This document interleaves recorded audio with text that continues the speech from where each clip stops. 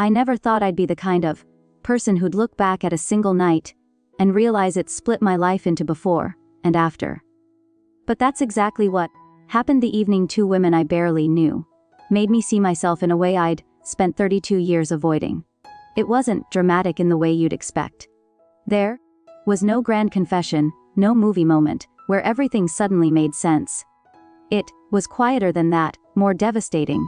The kind of quiet that gets inside you and rearranges everything you thought you knew about who you were. I remember standing in that dimly lit apartment, aware of how close they both were. Aware of my own heartbeat in a way that felt almost painful, and thinking very clearly, I can't pretend anymore. Not after this, not after feeling what I'm feeling right now. The thing is, I'd been pretending for a very long time, without even realizing that's what I was doing. I had a life that looked perfectly normal from the outside. I worked in marketing for a mid-sized firm downtown. Had a decent apartment in a neighborhood where people knew each other's names. Went to yoga on Wednesdays. Met friends for brunch on Sundays. I dated men occasionally, though nothing ever stuck. I told myself I was picky, that I hadn't met the right person yet, that I was focused on my career. All the things women say when they're 25, then 30, then 32, and still, somehow single despite being, as my mother liked to remind me, perfectly attractive and successful. I had this friend, Maya, who I'd known since college. We'd stayed close over the years in that comfortable way where you don't have to explain yourself. She knew about my string of failed relationships, my tendency to pull away just when things started getting serious. She never pushed, never asked the questions. I could tell she was thinking.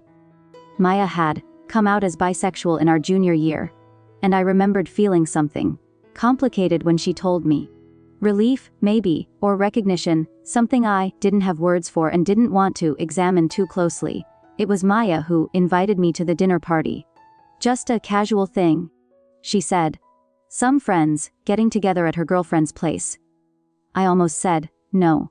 I'd had a long week at work, and the idea of making small talk with strangers felt exhausting. But Maya had this way of making me feel like I was missing out on something if I didn't show up. So I said yes. I put on jeans and a black sweater, the kind of outfit that works for anything, and took the subway to Brooklyn on a Friday night in late October when the air had just started to turn cold. The apartment belonged to Maya's girlfriend, Simone, who I'd met a handful of times, but didn't really know. It was one of those beautiful old brownstone conversions with high ceilings and exposed brick filled with plants and artwork, and the kind of furniture that looked both expensive and comfortable. There were maybe 10 people there when I arrived, scattered between the living room and the kitchen, holding wine glasses and talking in that easy way people do when they've known each other for a while. Maya hugged me at the door and pulled me inside. She introduced me to a few people whose names I immediately forgot, then handed me a glass of red wine and told me to make myself at home. I found a spot on the couch next to a woman with short, dark hair who was talking about a documentary she'd just watched. I nodded along, sipped my wine, felt myself starting to relax. That's when I first noticed her, the first woman. She was standing in the kitchen doorway talking to Simone, and I found myself watching her without meaning to. She had this presence that was hard to ignore, not because she was loud or demanding attention, but because of the way she held herself, confident, comfortable. She was tall, maybe 5'9" or 5'10", with long auburn hair pulled back in a loose ponytail. She wore a dark green, button-down shirt with the sleeves rolled up, and I noticed her hands as she gestured while she talked. Strong hands. I looked away quickly, feeling something uncomfortable twist in my chest. I didn't think much of it at first. I was used to noticing beautiful women. I'd always told myself that was normal, that everyone noticed beautiful people regardless of gender. It didn't mean anything.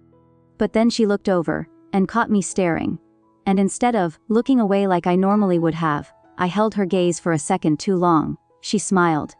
Not a big smile, just a small curve of her lips, and I felt my face get warm. Her name was Rachel, I learned later. She was a photographer, freelance, specializing in portraits. She'd known Simone for years since art school.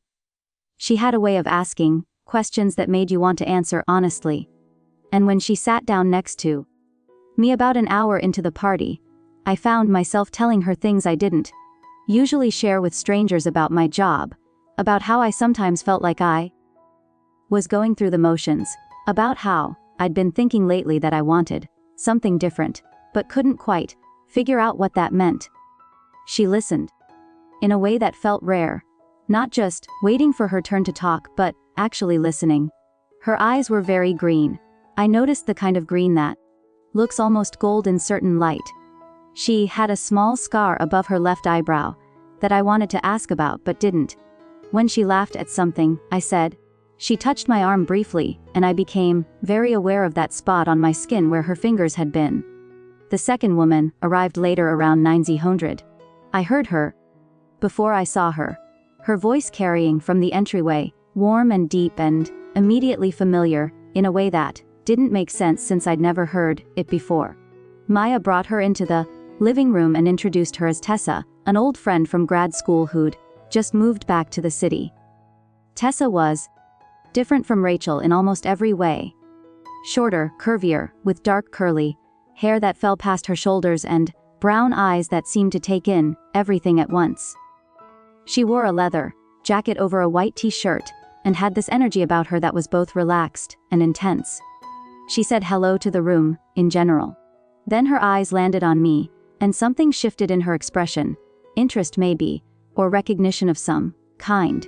She ended up sitting on the floor near my feet, leaning back against the couch, and I found myself hyper-aware of how close she was. Close enough that I could smell her perfume. Something subtle and woody. Close enough that when she turned to include me in the conversation she was having with Rachel, I could see the small mole just below her collarbone. I don't know exactly when I realized they were flirting with me. It happened gradually in small moments that I kept trying to dismiss as friendly or coincidental. The way Rachel's eyes would linger on my face when I talked. The way Tessa's hand would rest on my knee when she was making a point. The way they both seemed to find reasons to touch me. Casual touches that felt anything but casual. At some point, people started leaving. The party thinned out until it was just Maya and Simone in the kitchen cleaning up and me on the couch with Rachel on one side and Tessa on the other. We were talking about music, I think, or maybe movies, something inconsequential, but the air felt different, heavier, charged with something I didn't want to name. Rachel said something about a vinyl collection she had at her apartment, asked if I wanted to see it sometime. The invitation was clear in her voice, in the way she was looking at me. I should have said something polite and non-committal. Should have made an excuse to leave. Instead, I heard myself say that sounded nice, and I watched something like satisfaction cross her face. Tessa leaned closer, her shoulder pressing against mine. She asked if I was seeing anyone. The question was direct in a way that made my throat feel tight. I shook my head, managed to say, "No, not right now." She nodded slowly, like this confirmed something she'd already suspected. Then she said almost casually that she thought I was beautiful. Had thought so from the moment she walked in. I didn't know what to say to that. My face felt hot, my hands were shaking slightly, so I pressed them against my thighs to keep them still. Rachel was watching me, carefully, and when I glanced at her, she reached over and tucked a strand of hair behind my ear. The gesture was so intimate, it made my breath catch. I should have left then. Should have stood up and thanked them for a lovely evening, and gotten the hell out of there. But I didn't. I sat there frozen while something inside me cracked open. The weeks leading up to that night, I'd been having these thoughts I kept pushing away, noticing women in ways that felt different from how I'd noticed them before. A barista at my local coffee shop who always remembered my order. A woman at the gym who I found myself watching in the mirror. My coworker, Jennifer, who I'd started finding excuses to talk to, whose laugh made something warm spread through my chest. I'd been telling myself it didn't mean anything, that I was just appreciating beauty, just being friendly, just lonely, and projecting. But sitting there, between Rachel and Tessa, feeling the weight of their attention, the intention, behind every look and touch, I couldn't lie to myself anymore. Tessa asked if I wanted to go somewhere quieter, said her apartment was just a few blocks away. Rachel added that she'd love to continue our conversation somewhere more comfortable. The invitation was clear, unmistakable, and terrifying. I looked toward the kitchen, but Maya and Simone had disappeared, probably giving us privacy. I was alone with these two women who were looking at me like they could see right through every defense I'd ever built. Like they knew exactly what I was feeling, even though I barely understood it myself. I heard myself say, "Okay." The word came out barely, louder than a whisper, but they both heard it. Rachel stood first, offered me her hand. I took it, let her pull me to my feet. Tessa stood too, grabbed her jacket from the back of the couch. We said goodbye to Maya, who gave me a knowing look that I pretended not to see. And then we were outside in the cold October air.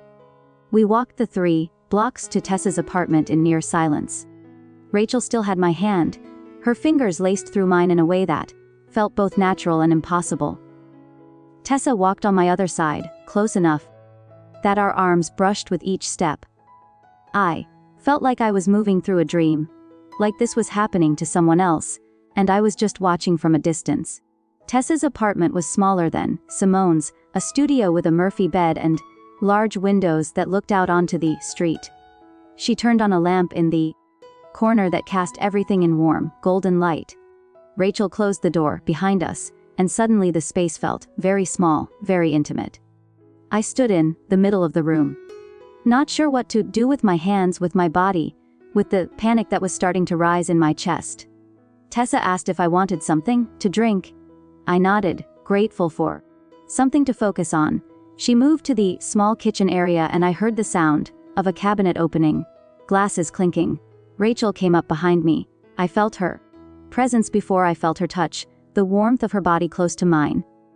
She put her hands on my shoulders, gentle but firm, and I went very still.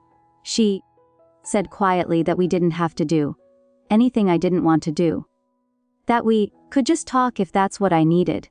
That she and Tessa had just wanted to spend more time with me away from the crowd.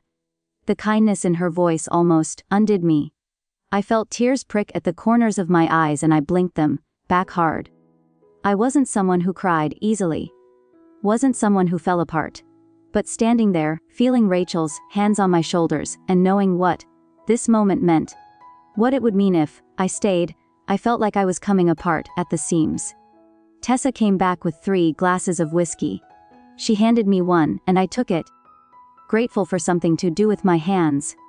We sat down, me in the middle of the small couch, them on either side, close but not touching, giving me space to breathe, to think. We talked for a while about nothing important, about everything. Tessa told stories about grad school that made me laugh. Rachel talked about a project she was working on. A series of portraits of women in their 30s, all of them at some kind of crossroads. I wondered if she could see that I was at a crossroads too. If that's why she'd been drawn to me. At some point, Tessa asked me directly if I'd ever been with a woman. The question hung in the air between us. I could have lied. Could have said yes, played it casual, pretended I was more experienced than I was. Instead I shook my head, said, "No, never," said, "I'd never really let myself think about it." Rachel asked why not. Her voice was gentle, curious, not judgmental. I tried to find the words to explain. About growing up in a small town where being different meant being invisible. About my mother's expectations, my father's silence. About the boys I dated because that's what you were supposed to do. About the way I'd learned to ignore certain feelings, certain thoughts, certain kinds of attraction. Tessa reached over and took my hand. She said she understood. Said she'd been there, too, once. Said it took her years to stop running from herself. Rachel nodded, said something similar. Said the hardest person to come out to was yourself. I felt something break open inside me. Then something I'd been holding closed. For so long I'd forgotten it was there. I started crying quietly at first and then harder. And they both moved closer, Rachel's arm around my shoulders, Tessa's hand on my knee. They didn't try to stop me or tell me it was okay. They just held me while I fell apart. When I finally stopped, when I'd cried myself empty, I felt lighter somehow. Exhausted, but lighter. I looked at Rachel, then at Tessa, and I said out loud for the first time in my life that I thought maybe I was gay. The words felt strange in my mouth, foreign and familiar at the same time. Tessa smiled, Rachel squeezed my shoulder. They didn't make a big deal out of it. Didn't congratulate me or tell me I was brave. They just accepted me like it was the most natural thing in the world. Rachel asked if she could kiss me. The question was so direct it startled me. I looked at her green eyes and the small scar above her eyebrow and the way she was looking at me like I was something precious. I nodded, not trusting my voice. She leaned in slowly, giving me time to change my mind, to pull away, but I didn't. I let her close the distance between us. Let her lips brush against mine. Soft and careful. It was nothing like kissing the men I'd been with. There was no urgency, no sense of performance, just softness and warmth, and the feeling of something clicking into place. When we pulled apart, I was shaking. Tessa was watching us, her eyes dark and intent. She asked if she could kiss me too. I nodded again and she leaned in. Her kiss different from Rachel's, but just as gentle, just as devastating. I don't know how long we sat there, the three of us, trading kisses and touches that stayed above clothes, that stayed in the realm of exploration rather than destination. At some point, Rachel suggested we lie down, and we moved to the Murphy bed, still dressed. Still careful. They held me between them, and I felt safer than I'd felt in years, like I could finally breathe properly.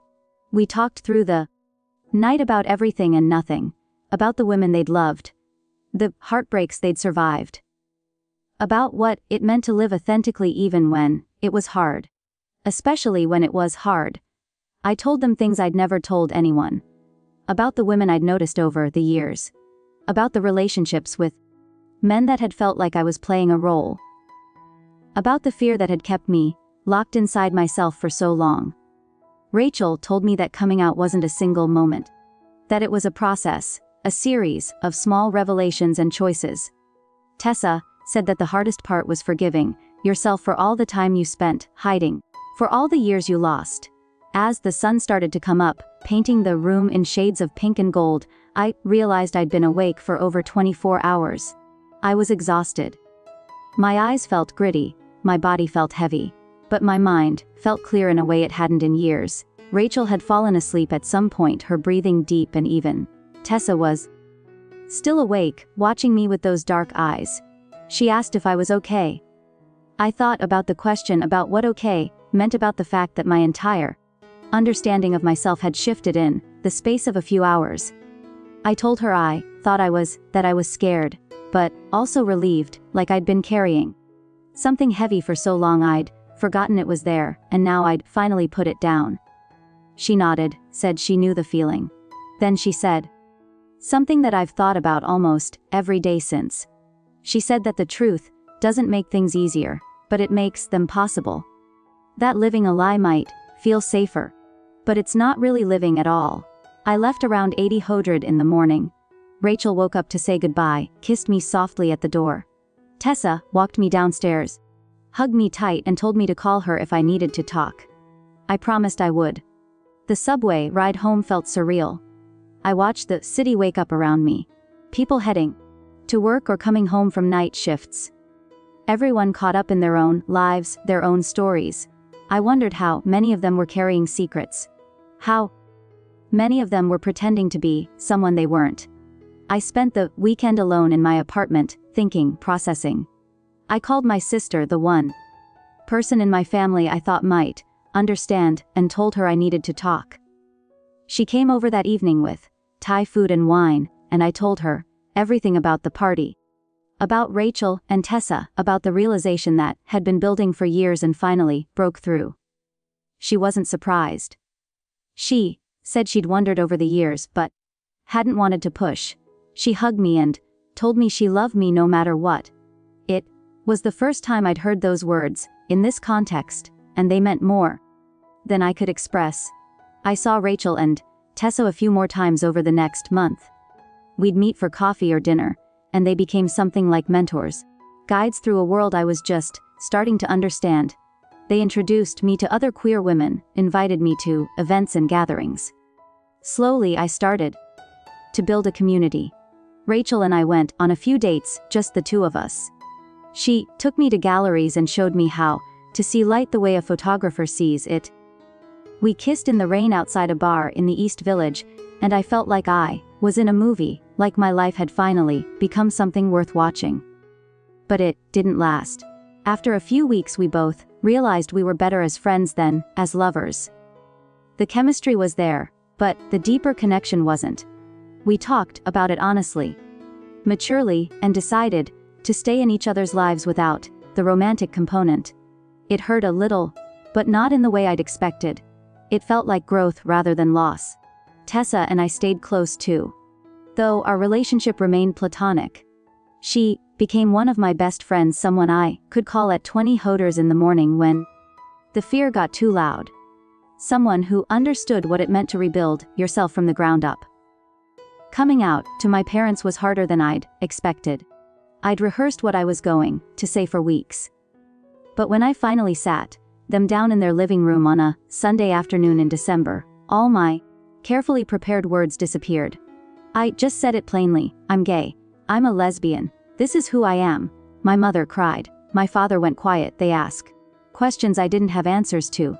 They wondered if it was a phase, if I was sure, if I'd really given men a fair chance. I'd expected this, but it still hurt. Still felt like rejection even, though they said they loved me. It took time. Months of difficult conversations, of them adjusting their expectations, of me learning to be patient with their process while also holding firm to my truth. Slowly things got better. Not perfect, but better. They met Rachel and Tessa. They saw me happy in a way I'd never been before. And gradually, they started to accept that this was real, that I was real. Work was easier. I came out to my boss first, then to my team. Most people were supportive, or at least polite. A few colleagues pulled away, but I realized I didn't miss their friendship. I'd rather be lonely and honest than surrounded by people who couldn't accept all of me. I started dating more seriously about 6 months after that first night. I went on apps, went to queer events, let friends set me up. Some dates were disasters. Some were fine but led nowhere. A few were wonderful, led to brief relationships that taught me things about myself. I learned that I liked women who were confident but not arrogant. That I was attracted to intelligence and humor more than any physical trait. That I needed someone who understood that I was still figuring things out, still learning how to be gay. After 32 years of not being, I met someone eventually. Her name was Claire. She was a teacher, patient and kind, with a laugh that made me want to hear it again and again. We took things slow. I told her on our second date that I was newly out, that I was still learning. She said she'd been there once too, that she'd be patient. We've been together for 8 months now. It's not perfect. We fight sometimes, miscommunicate, have to work through our individual baggage, but it's real in a way nothing else in my life has ever been. When I kiss her, I don't feel like I'm performing. When I hold her hand in public, I feel proud rather than ashamed. When I wake up next to her, I feel like I'm exactly where I'm supposed to be. I still think about that night, sometimes. About Rachel and Tessa and the way they saw something in me that I couldn't see in myself. About how two women I barely knew helped me find the courage to stop hiding. I'm grateful to them in a way that's hard to put into words. They didn't seduce me in the traditional sense. They didn't take something from me. They gave me something. Permission to be myself. Maya told me recently that she'd known for years. That she'd watched me struggle. And wanted to help but didn't know how. She said she'd ask Tessa to come to that party specifically because she thought we'd connect. That she'd hope something would happen that would push me toward the truth. I'm not sure how I feel about that. Part of me is grateful for her intervention. Part of me wonders if I would have figured it out on my own, eventually, but mostly I'm just glad it happened the way it did. Glad I had people who cared enough to help me see myself clearly. I'm not going to pretend that everything is easy now. Coming out in your 30s means rebuilding your life in ways that are exhausting and scary. It means losing people you thought would always be there. It means facing discrimination and prejudice, and the constant low-level anxiety of being visibly queer in a world that isn't always safe. But it also means living honestly. It means looking in the mirror and recognizing the person staring back. It means falling in love in a way that feels true rather than performative. It means building a life that's actually mine rather than one I inherited from other people's expectations. I don't have all the answers. I'm still figuring out what it means to be a lesbian, to be part of this community, to navigate a world that wasn't built for people like me. Some days are harder than others. Some days I miss the simplicity of hiding, of pretending, of not having to explain myself. But then I think about that night, about sitting between Rachel and Tessa, feeling seen for the first time in my life, about the way they held me while I cried, the way they kissed me like I was something precious, about the moment I finally admitted the truth out loud and felt the weight of all those years of pretending lift off my shoulders. I think about Claire, about the way she looks at me in the morning before she's fully awake, about the life we're building together, about the community I've found, the friends who understand what it means to live authentically even when it's hard. And I know with absolute certainty that I made the right choice. That being true to myself, even with all the complications and difficulties that come with it, is better than any alternative. That those two women didn't seduce me into being someone I wasn't. They helped me see who I'd always been. I'm 33 now. I've been out for just over a year. It's not a long time in the grand scheme of things, but it feels like a lifetime.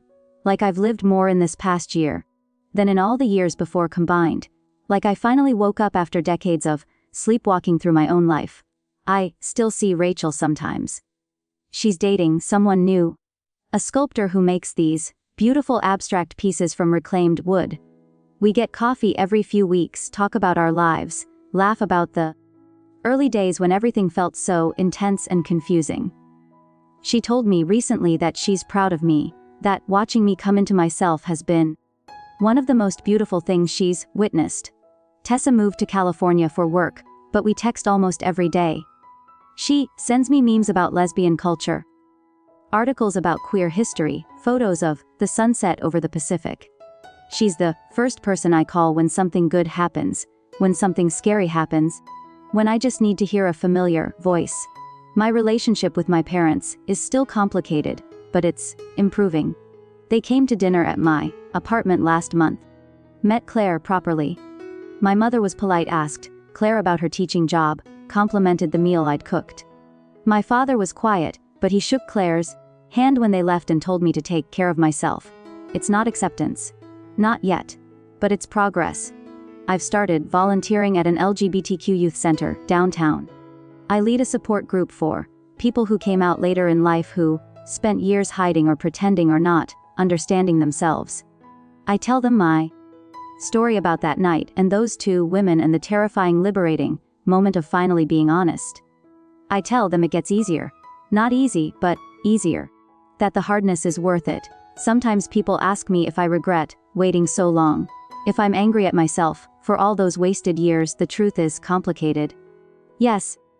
I wish I'd figured it out sooner. I wish I'd had the courage to be myself in my 20s, to experience young queer love, to build a life without all that lost time. But I also know that I wasn't ready. That I needed those 32 years to become someone strong enough to handle the truth. That maybe everything happened exactly when it was supposed to. I'm not the same person I was that October night. That woman who sat on Simone's couch noticing Rachel and trying not to notice her. Trying to convince herself that what she was feeling was normal, platonic, meaningless. That woman was scared and small and trapped inside a life that didn't fit.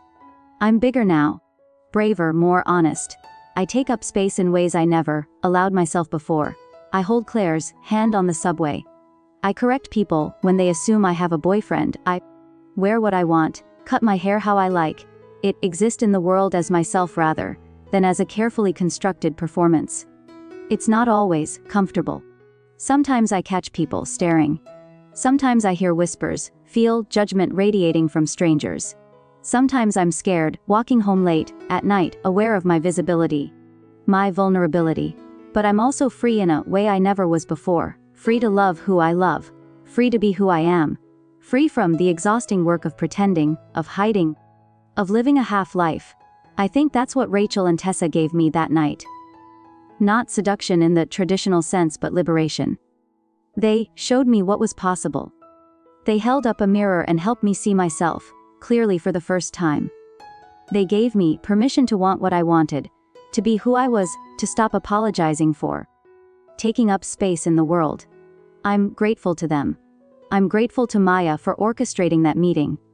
I'm grateful to every person who supported me on this journey. I'm grateful to myself for finally having the courage to be honest. And I'm grateful for that night, as terrifying and overwhelming as it was. Because it changed everything. Because it set me free. Because it showed me that the life I'd been living wasn't the only option. That there was another way, a better way, a truer way. I realized I was a lesbian after 2 women seduced me. But really, they didn't seduce me into being something I wasn't. They seduced me into being exactly who I'd always been underneath all the fear and pretending and hiding. They seduced me into being myself. And that, more than anything else, is what I'm grateful for. Not the kisses or the intimacy or the physical connection, though those were important too. But the gift of self-knowledge, the gift of truth, the gift of finally, being able to look at myself and recognize the woman looking back. I don't know what the future holds. I don't know if Claire and I will last, if my parents will ever fully accept me, if I'll always feel this sense of rightness in my own skin. But I know that I'm living honestly now. That I'm building a life that's actually mine. That I'm not hiding anymore. And that makes everything else worth it. Every difficult conversation, every moment of fear, every loss and complication and challenge, because I'm finally truly, completely myself, and there's no going back from that. No returning to the comfortable lie of who I was pretending to be. I'm awake now. I'm alive now. I'm me now. And I wouldn't trade that for anything.